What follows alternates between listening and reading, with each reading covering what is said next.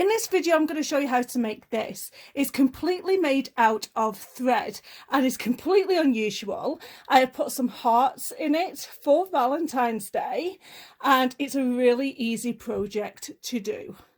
And just to let you know, I have over 300 videos on both sewing and quilting related, so don't forget to subscribe to my channel. This thread bowl is going to be a perfect Valentine's bowl. So what you're going to need is one of these, which is just a regular embroidery hoop. Got to be careful when we're doing our free motion quilting with this, because it may want to flip up, so just be really careful if you do use this. And also I have some water soluble stabilizer, and this, as it suggests, will wash away with water. I have some little hearts here that I did print out or cut out on my Cricut machine. If you don't have a Cricut machine, you could easily cut these with a pair of scissors, but I have the machine, so I may as well use it. So I have 5 of these, and I'm going to put them inside of the bowl, so they're going to look really cute. And I decided to go with a really pale pink colour because the main part of my bowl is going to be red, and I didn't want the hearts to be red as well as the thread to be red, because it's going to disappear in your thread bowl if you do that.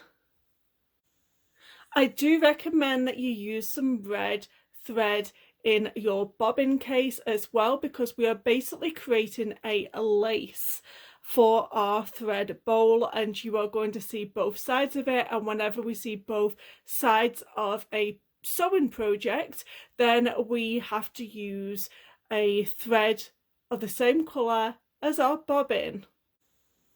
I am going to get my sewing machine all set up here. I am not paid nor sponsored to create this video. I use a Baby Lock Soprano, and obviously in the top we are going to use a red, and in the bobbin we are going to use red thread.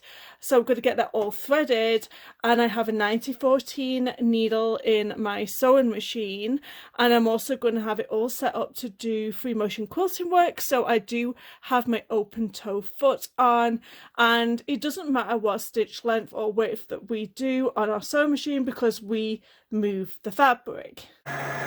I do recommend that you wind yourself a very full bobbin so you actually have it and you don't run out. This is a 10-inch hoop, and I'm just going to hoop this in. I'm going to do it on this side first. This side, and then I'm just going to put this down. And then once that's in place, we can just tighten this up.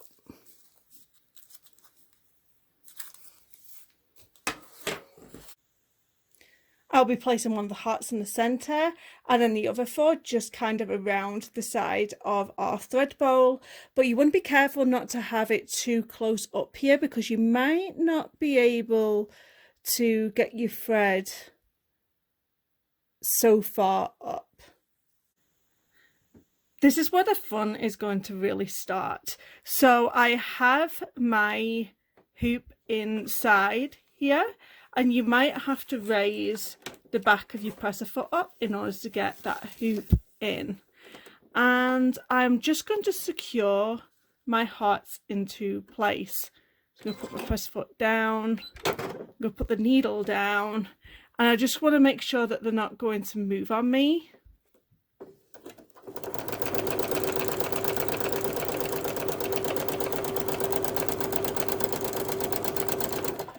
So I'm just going to do some squigglies in order to keep it into place.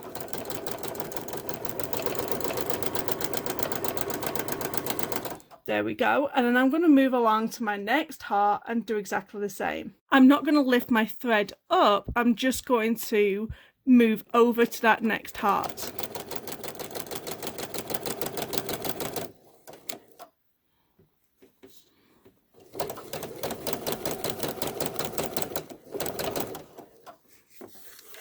You might have to be really gentle. You might have to actually raise the foot up and then put it back down again, and just do exactly what we did with that other heart.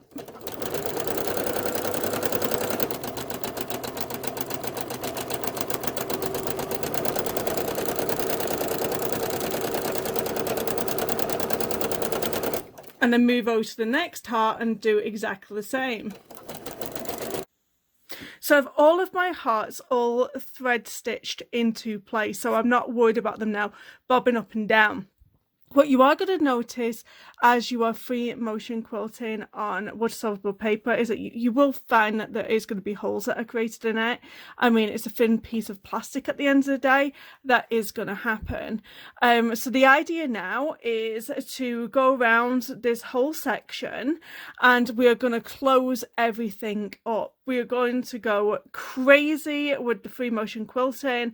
If you've never free motion quilted before, this is a great way just to relax, chill out and squiggle. It's supposed to be messy. Please make it messy. Don't try and make it all organised. Go all over the place with it. I'll let you watch some of my squiggling and I'll give you some tips along the way. So first of all, I like to do really big stitches. And you're going to struggle with this embroidery hoop if you're going to have your foot like this. So you will have to keep changing directions. It's much better if you have your foot like this towards the hoop, because then we can go a lot more closer. Sometimes I just like to outline all the edges of my bowl here. Honestly, you think this is not going to work, but it actually looks amazing.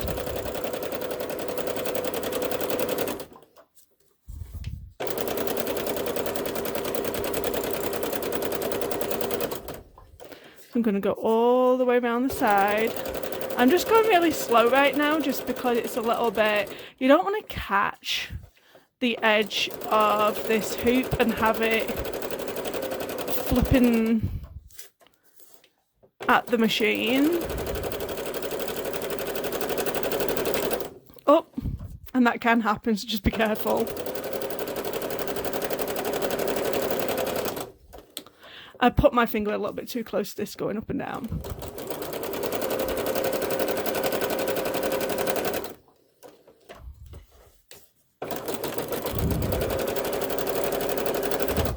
So there you go, I've gone all the way around here, and now I'm going to like go towards the centre and I'm going to do really big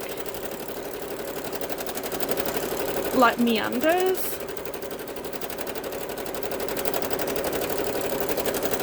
If you find that the foot is somehow getting caught, just move it around. Oh, it's the hoop at the side here, at the side of my sewing machine.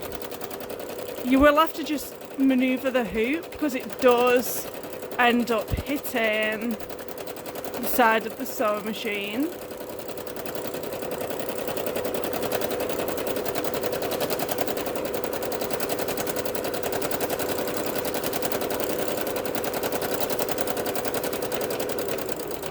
So basically you just want to loosen up and put on a television program and just go for it. If you do an error like I just did and you've accidentally just gone over it, just unpick them stitches and just sew back over again. It doesn't really matter because we're going to go over this and close this back up again. So you can cut this off here and it's going to still look amazing. Don't worry about that. You want the thread to be dense, and this thread is nowhere near dense. Another thing I like to do is do loop the loops all the way around the edge of the bowl, and I'll show you what I mean.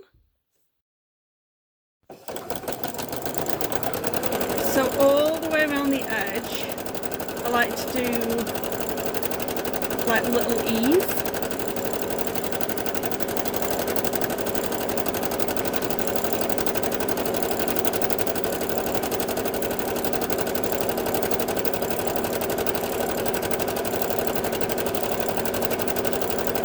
This side here is getting closer. It was a lot more denser. I'd want it to get a little bit more denser. This side here is not finished, so if yours is looking something like this, you still have a little bit of a ways to go. So get it more looking like this, so it's more tighter, because it is a thread bowl and it is just going to be held by thread. This is as dense as I am going to do it, so I'm going to lift everything out here and then cut these threads off. Take it out of this hoop here, and then I'm going to go to my kitchen sink where I have some warm water. I'm going to place it in the sink here, and the plastic will dissolve away. Just move it about and then just lift it up. I don't like taking too much of the glue away because this will help us with the next stage. So I did wring this out just a little bit, not too much, and I have a bowl here, and this bowl is like a little mixing bowl, and it doesn't have any sort of a kind of like a stand, how some bowls have stands.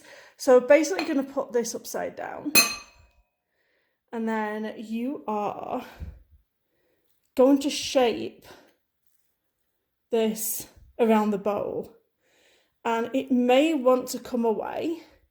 And you might have to go and dry your hands a little bit and just keep pressing this down. And trust me, it does dry into the shape of a bowl. You're going to have to allow this to dry. As I am allowing that one to dry, I am going to show you how one looks without the hearts inside of it. I think it looks really cool, and as you can see, and these little bits here, if you just put some water on them, they will disappear if you still have some stabilizer on there. So you can just wet your fingers and they will disappear. But it does keep its shape as a bowl, as you can see. And I've been using this as a little trinket basket to put my rings in the kitchen. I've allowed my bowl to dry out, and it's taken only about 3 hours to get it to shape around like this. I am very impressed with it. I think it looks so adorable. So now you can put your candies in it. So as you can see, it makes a lovely little bonbon dish, especially for Valentine's Day's little Valentine's bowl. I hope you've enjoyed this video. Don't forget to subscribe, like and comment down below. Bye guys.